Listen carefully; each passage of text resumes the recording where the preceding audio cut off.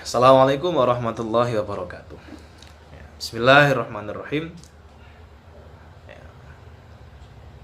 Saya lanjutkan untuk materi selanjutnya, yaitu kita masuk ke kitab yang pertama, yaitu kitab Thaharah. Sebelumnya kita baca Fatihah kepada guru-guru kita, kepada masyayikh, kepada semuanya. Dan apa yang kita lakukan semoga mendapatkan keberkahan dari Allah. Ala hadziniyah wa ala kulli sholihah. Fatihah. Bismillahirrahmanirrahim. Rahmanirrahim.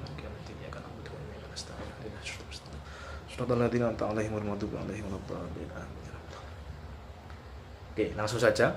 Bismillahirrahmanirrahim. Jadi, qala al-mu'allif rahimahullah, nafa'ana bihi bi ulumihi bi ulumina bi ulumikum fid dharain amin ya rabbal alamin. Kitabut Thaharati. Jadi bab pertama dalam fikih itu biasanya tetap yang pertama kali adalah Thaharah. Kenapa Thaharah? Ya karena supaya suci semuanya. Syarat-syarat untuk beribadah itu suci. Suci entah zahir maupun batin. Makanya kita selalu belajar bagaimana bisa suci zahir batin. Selain zahir kita suci, ya jeroan kita, ya hatinya kita juga harus belajar Thaharah, suci. Pun kitabut Thaharati utawi iki iku kitab tentang Thaharah. Ai hadza kitabut Thaharah. Utawi iki iku kitab tentang Thaharah, bersuci, Thaharah.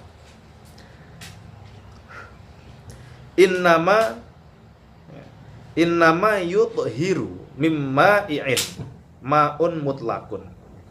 Jadi Thaharah, sebelum kita lanjut ya, Thaharah itu apa sih? Thaharah dengan kalau kita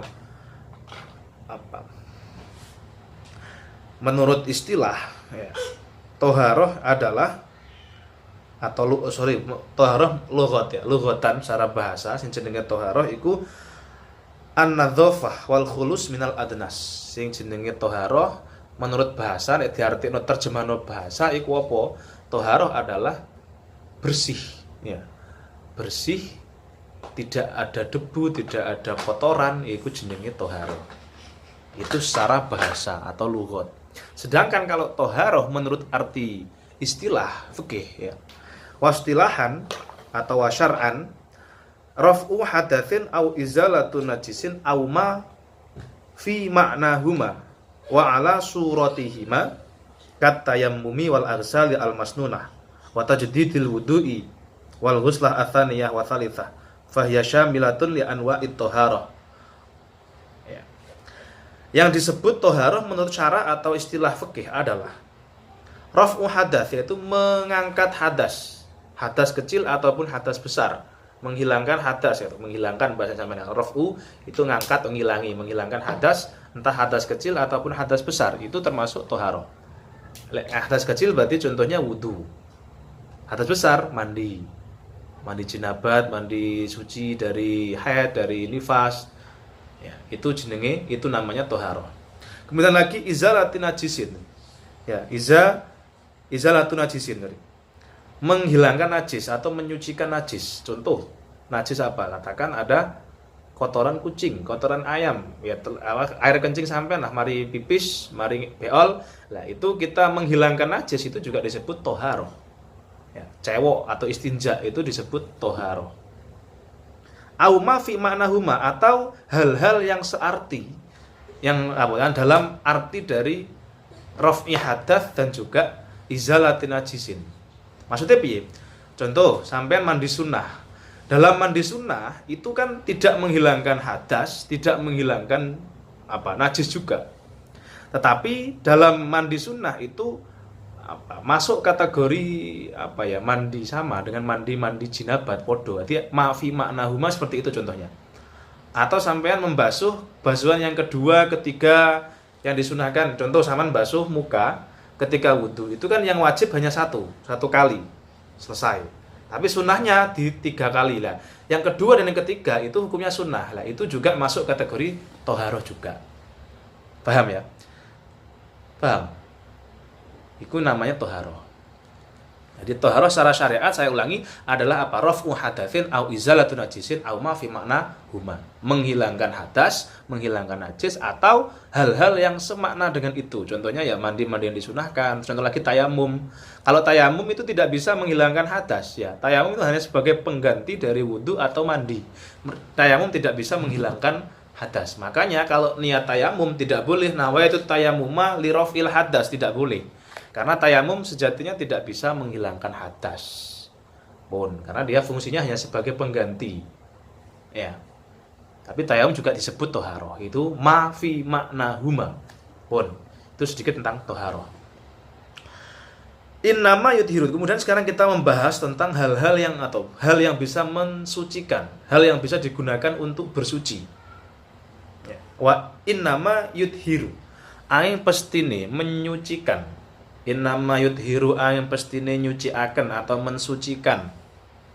Mimma'in dari benda cair. Mimma'in saking perkara kang encer. Apa ma'un mutlakun. Apa ma'un banyu mutlakun kang mutlak.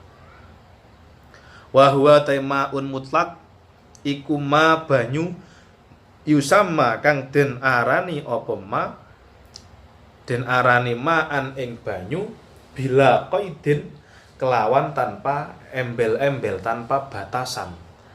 Ya.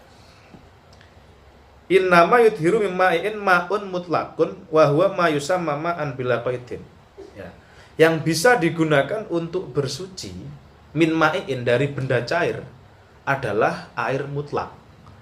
Ya, air mutlak itu apa? Di sini disebutkan oleh beliau, yaitu air yang yusamma ma'an bila qaidin, yang disebut air tanpa ada embel-embel lain. Pokoknya mutlak air. Ciri-cirinya bagaimana? Seperti ini ciri-cirinya air mutlak itu. Ketika air itu sampean masukkan ke suatu wadah, maka ya, air itu akan mengikuti nama dari wadahnya. Contoh, sampean air itu masukkan ke galon, maka namanya air galon. Masukkan ke apa? Keran, jenenge ya banyu keran.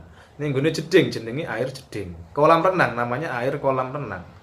Tapi berbeda dengan air teh ya. Air teh ini air yang ada embel-embel atau apa namanya? Ada batasan, rupanya teh tadi. Kalau air teh ini sampai masukkan ke sebuah wadah, maka meskipun ning jeding itu jenenge banyu teh. Nggak bisa mengikuti nama dari wadah tersebut. Ini perbedaannya air mutlak dengan air bukan mutlak. Jadi air teh, air degan, air apa itu tidak bisa digunakan untuk bersuci. Karena apa? Karena air itu bukan air mutlak. Air mutlak tadi apa? Yang disebut air mutlak adalah air yang disebut air tanpa ada batasan lain. Batasan itu ya embel-embel atau sifat lain. Contohnya ya mau banyu kopi ya. Iku kopi iku jenenge embel-embel. Kopi iku jenenge qaidin. Air teh, air degan itu namanya qaidin. Nah, air mutlak tidak seperti itu. Air mutlak itu pokoknya banyu secara mutlak. Itu yang bisa digunakan untuk bersuci. Dan itu biasanya kita sebut kalau dalam kitab Fathul Qorib ada tujuh macam air itu, yaitu air hujan, kemudian air sungai, air sumber, air salju, air apalagi, dan air dan lain-lain. Yang kemarin ada 7 macam air dalam kitab Fathul Qorib yang lebih jelasnya di sana. Dah. Kemudian kita lanjutkan. Fa mutaghayyirun mongko utawi banyu kang berubah. Fa mutaghayyirun mongko utawi air yang berubah. Ya. Bi mukhalitin sebab mukhalid, sebab perkara kang nyampuri. Mukhalid, ana mukhalid, ana mujawir, berbeda. Kalau mukhalid itu bercampur aduk, campur dadi siji. Kalau mujawir itu sebelahan, di sebelah. Contoh, sampean ning ngene gelas, sebelahe kuno kok ana. Nah, iku jenenge mujawir. Beda antara mukhalid dengan mujawir. Fa mutaghayyirun, saya ulangi, mongko utawi banyu kang berubah bi mukhalidin sebab perkara kang nyampuri. Tohirin yang suci, mukhalidnya ini suci, tohirin kang suci, apa mukhalid? Mustaghnan kang ora butuh, Kalau mustaghna lafadz ghaniya, kalau setelahnya itu huruf jernya menggunakan an, maka bermakna tidak butuh. Ya, contoh ya raghiba an kok raghiba, sorry. Mustaghna anhu, maka ya tidak butuh. Ya. Tapi kalau setelahnya huruf jernya fi, ya maka itu membutuhkan. Ya. Kalau fi, mustaghnan fi, maka butuh. Nah, di sini mustaghnan kang tidak butuh, opo anhu mukhalid gitu ya. Taghayyuran kelawan berubah, taghayyuran kelawan berubah, yamna'u kang mencegah, yamna'u kang mencegah, opo taghayyur al isma ing nama, al isma ing jeneng, ing aran, ing nama. Ya. Khobarnya fa mutaghayyirun iku ghairu mutahhirin, ora bisa nyuciaken. Berarti ini bagian air yang kedua kalau dalam Fathul Qorib disebutkan. Jadi macam-macam air selain 7 yang bisa digunakan untuk bersuci, kemudian air itu dibagi menjadi kalau di sana 4. Yaitu apa? Kalau sampean ingat ada air suci mensucikan yang tidak makruh untuk digunakan, kemudian air suci mensucikan tapi makruh digunakan, kemudian air suci tapi tidak mensucikan, dan air najis. Itu di sana. Dan di sini sama sudah tahu. Ini kita mengulang lagi atau lebih memperdalami lagi. Ya. Jadi fa mutaghayyirun bi mukhalitin tahirin mustaghna anhu taghayyuran yamna'u al isma ghairu mutahhirin. Ada kasus air tercampuri atau kecampuran sesuatu yang suci, yang mana air itu seharusnya tidak butuh dengan itu, gak butuh. Ya, mustaghna anhu. Ya. Dan berubah dengan perubahan yang sangat yang hebat, artinya kathiron, perubahan yang mencegah nama air itu berubah nama, maka air tersebut tidak bisa digunakan untuk bersuci. Contohnya air teh tadi saya katakan, atau air gula. Kamu air 1 galon itu aslinya kena 3 wudu kena. Tapi berhubung ketika sampean masuki teh, masuki gula, atau masuki apapun benda suci lainnya, sehingga menjadikan air dalam galon itu berubah, maka air galon itu berhukum suci tidak mensucikan. Bahasanya seperti itu, mutaghayyir. Perubahannya karena benda yang suci, mukhalid. Yes. Ya. La turab di mau la turabin atau fi iki ndegone kono mukhalid ya. Makanya saya katakan tadi di awal bahwa dalam kitab ini itu maka kita harus jeli mengetahui atofnya kemana di sana. La ya. La turabin ora berubah sebab debu. Wa milhi ma'in lan ora sebab asine uyah. Asine banyu. Wa in turiha senajan den cemplungaken apa turab wa milhimain fihi ing dalem ma. Maksudnya apa? Berarti tidak masalah jika perubahan air tersebut itu karena debu. Katakan debu yang suci ya, debu suci di sini. Misalnya debu ning dalan ngoten niku terus kena banyune sampean sing ning nggone ember atau ning nggone wadah di depan rumah. Lah kemudian debu itu bisa merubah air tersebut, maka tetap nggak apa-apa, itu masih berhukum suci mensucikan. Kalau debunya suci ya, kalau debunya najis ya nanti beda lagi kasusnya. Dan juga milhimain atau air asin, sampean duwe punya air dalam wadah, kemudian sampean ambil air segoro kan asin, mbok cemplungke nek nggone banyu kumang sehingga dadi asin, itu juga nggak apa-apa. Kecuali kalau yang sampean cemplungkan itu uyah, beda maneh. Ini sebuah kasus yang berbeda. Ya. Jadi kasusnya berbeda. Kalau uyah sing sampean cemplungke ya dadi jangan asem kok, akhirnya tambah asem bareng kok gak oleh, gak bisa digunakan untuk bersuci. Paham ya? Jadi air yang berubah karena sesuatu yang mencampurinya, sesuatu yang suci yang mencampurinya dengan perubahan yang banyak, artinya perubahan sing akeh itu banyak, itu adalah perubahan yang menjadikan air itu tidak bisa disebut air mutlak lagi, maka air itu sudah ghairu mutahhir, tidak mensucikan. Suci tapi tidak mensucikan. Yes. Wa kuriha lan dimakruhkan. Ini air suci mensucikan makruh digunakan nanti. Wakuriha lan den makruhaken apa syadidu harin. Air kang banget panase. Ya mesti ae banget panas ini sampai banget artinya sampai umum pun ya dosa malahan gak bisa. Artinya panas sing biasanya ini terjadi di Indonesia desa atau negara Arab ke Saudi kan ya. Ada musim panas. Kalau musim panas ada air yang diwadahi di depan rumah apalagi atau di tent apa di Indonesia dukur apa bahasanya itu apa tandon ya. Itu biasanya kan panas. Kalau musim panas panasnya panas sekali itu hukumnya makruh. Wabarotin lan bangete adem atau adem banget, adem banyu kulkas saman geadus itu juga makruh hukumnya. Meskipun boleh saja, sah saja selama air itu mutlak. Kalau dinginnya terlalu, panasnya terlalu, hukumnya makruh digunakan. Terus lagi di sini wa mutasyammasun dan makruh. Atau di Indonesia syadidu harin. Wa kuriha mutasyammasun gitu. Wa mutasyammasun lan banyu kang den panasken matahari.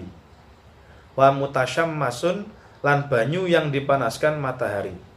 Bisyurutihi kelawan pira-pira syarate mutasyammas. Ada syaratnya, air yang mutasyammas yang dimakruhkan tuh syaratnya apa? Ning kene disebutkan al-ma'rufah bi ayyutasyammasa fi ina'in muntabain ghairi naqdin kahadidin. Jadi air yang dipanaskan di matahari yang terkena panas matahari yang diwadahi pada sebuah wadah atau bejana yang tidak terbuat dari perak ataupun emas. Contohnya terbuat dari seng atau besi atau yang lain, mineral-mineral yang lain ya, bukan emas dan perak. Ya. Ini kono kahadidin seperti besi yang gini. Bikot riharin bejana sing panas. Ya, dia di negara atau di sebuah desa negara yang panas, contohnya ini Hijaz. Maka itu hukumnya makruh. Di sini disebutkan alasannya li'anna syamsa ya bihiddatiha tafsulu minal ina'i. Karena dengan panasnya matahari yang menyinari air tersebut itu bisa menyebarkan ketayeng-tayeng sing ono ning gone wesi ngono lho. Akhirnya menjadikan nanti sampean loro, nggarai loro lah. Penelitiannya seperti itu kalau menurut di sini. Yes, yang penting di situ mutasyammasun bisyuruti. Kalau di Indonesia ini sangat jarang terjadi kalau menurut saya. Jadi apalagi di Indonesia bukan negara yang musimnya musim panas gak ada. Musim kemarau beda dengan musim panas. Kadung panas banget ono. Musim kemarau kan hanya paling mentok di Indonesia nggak sampai 39 40 Celcius nggak sampai derajat ya. Yes. Atau mungkin daerah sing pidek katulistiwa di sana daerah Kalimantan mungkin ya yang panas banget ya. Belum ya itu mungkin terjadi seperti itu. Kalau ada wadah air ono banyu saman wadahi wesi atau seng atau yang lain yang bukan dari emas perak, di situ kena panas srengenge maka hukumnya makruh digunakan. Wes, itu bagian air yang ketiga di sini ya. Lalu wal mustakmalu utawi banyu mustakmal banyu yang telah digunakan. Wal mustakmalu utawi banyu mustakmal utawi banyu kang mustakmal atau banyu yang telah digunakan fi fardin ing dalem fardu ing dalem gawe wudu atau adus gitu ya atau ngilangi najis iku ghairu mutahhirin ora bisa nyuciaken. Ini banyu suci tidak bisa mensucikan, air mustakmal ya. Air mustakmal itu air yang telah sampean gunakan untuk bersuci. Contoh, sampean wudu.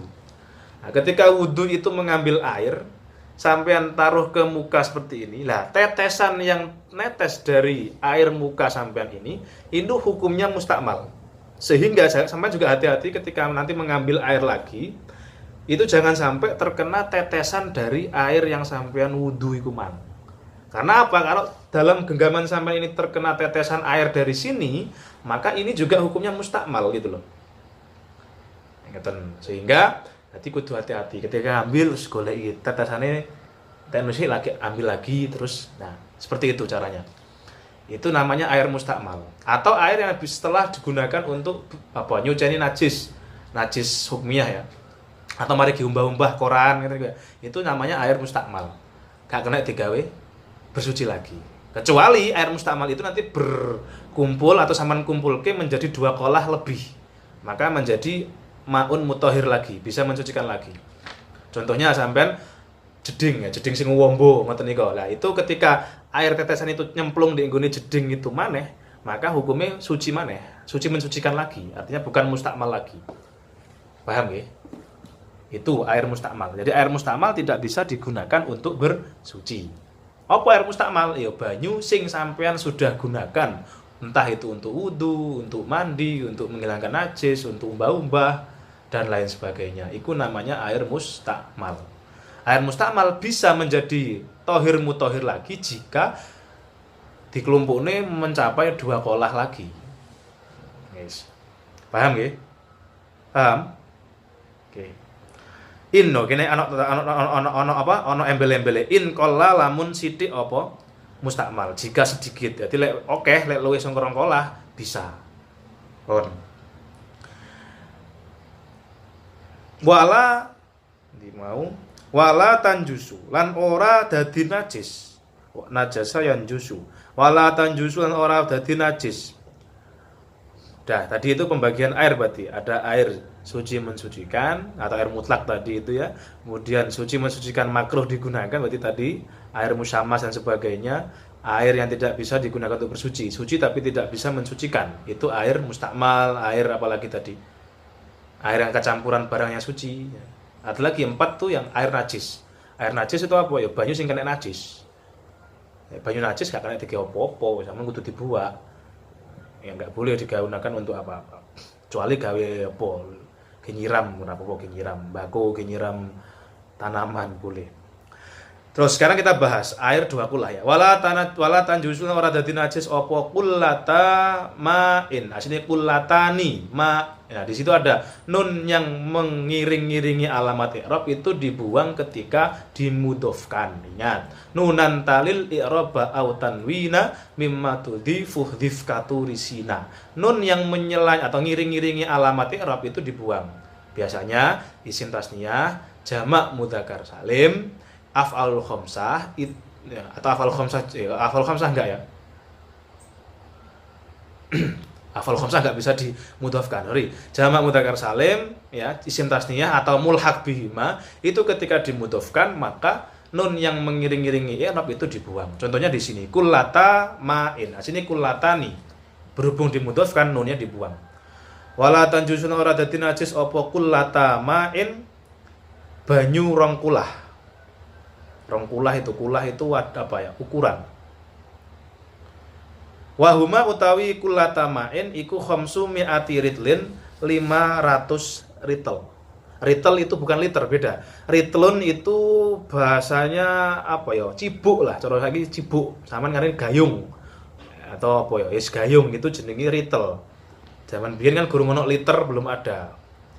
Nah, maka kalau dihitung itu adalah 500 ritel. Baghdadiyen kang bangsa Baghdad. Baghdadiyen kang bangsa Baghdad. Yes. Takriban kelawan kira-kirane. Ora bisa najis bimulaqati najisin sebab bertemu dengan najis. Bimulaqati najisin sebab bertemu dengan perkara najis.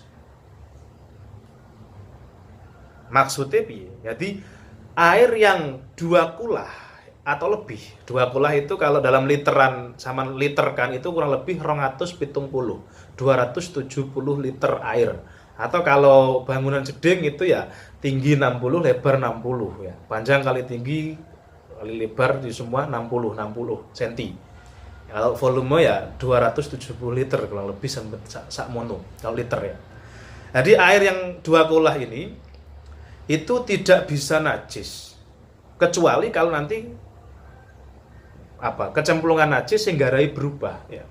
Fa in ghayyara mongko lamun ngowahaken merubah atau ngowahaken fa in ghayyara mongko lamun ngowahaken apa najis hu ing ma fa najisun mongko utahe ma iku najis ya. Fa najisun mongko utahe ma iku najis. Lah fa in zala mongko lamun ilang apa taghayyuruhu berubah mak berubahnya tadi binafsihi kelawan awak dhewe ne. Awak dhewe ne mak artinya tidak ada campur tangan kita, gak dicampuri kaporit, gak dicampur sembarang sehingga rai dadi bening maneh ngoten niku. Au bimain utawa sebab banyu. Sebab campur kelawan banyu ya. Tahuro. Tahuro mongko dadi suci apa mak. Tahuro mongko dadi suci apa mak. Maksudnya pripun? Ngeten. Jadi kasusnya tadi kan seperti ini. Ketika air dua kulah sama-sama jeding ombo ngoten niku ya. Itu kecemplungan najis, cemplung badang tikus gitu katakan. Terus banyu ini berubah jadi bau. Atau warnanya berubah jadi budak gitu ya. Maka banyu iku mang dadi najis. Kenapa? Karena berubah gara-gara perkara najis. Yes. Mudeng nggih. Tetapi jika berubahnya air ini hilang, jadi bening maneh. Kan najis awan cukup gitu ya. Semari ngono dijarke terus banyune iku dadi bening maneh, ora bau maneh. Ya.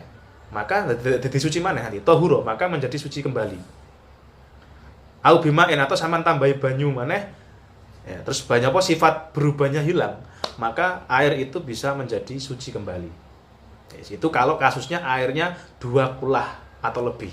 Tapi kalau airnya sedikit, contoh 1 gelas toh, itu meskipun kecemplung najis, meskipun ora berubah, meskipun tidak berubah sifatnya najis. Contoh 1 gelas air kemasukan telek cecek, meskipun tidak merubah rasa, warna dan sebagainya, itu tetap najis. Kalau menurut mazhab Syafi'iyah kita bahas Syafi'iyah di sini. Paham ya? Itu perbedaan air kolil dengan air kathir. Air kolil itu kurang dari 2 kulah, kalau air kathir itu 2 kulah lebih. Nanti kalau air 2 kulah atau lebih kemasukan najis, itu catatannya kalau dia berubah maka menjadi najis. Kalau tidak, ya tidak. Yes. Tapi kalau air kolil, air sedikit itu kalau kemasukan najis, meskipun tidak berubah, niku hukumnya najis. Jadi makanya hati-hati kalau jeding, apa mana jedinge nggawa timbo ngoten niku. Iku lek sampean nguyuh nyiprat nek nggone timbone iku mau, ya meskipun enggak berubah ya dadi najis. Makanya hati-hati. Hati-hati kalau sampean gawe jeding, nek jeding ning omah sampean buatlah kamar mandi yang besar, sak mundo kolam renang enggak apa-apa. Lek omahe ombo, lek omahe cilik ya ala kadarnya paling tidak ya harus 2 kulah lebih supaya lebih aman, lebih enak. Karena kita menggunakan mazhab Syafi'iyah, berbeda nanti kalau kita mazhab yang lain. Lek pengen belajar ya nanti aman belajar lagi mazhab Maliki seperti apa dan seterusnya. Oke. Wadunahuma saya kira untuk materi hari ini cukup. Ya. Terima kasih. Ada pertanyaan? Silahkan diskusikan. Walafu minkum. Assalamualaikum warahmatullahi wabarakatuh.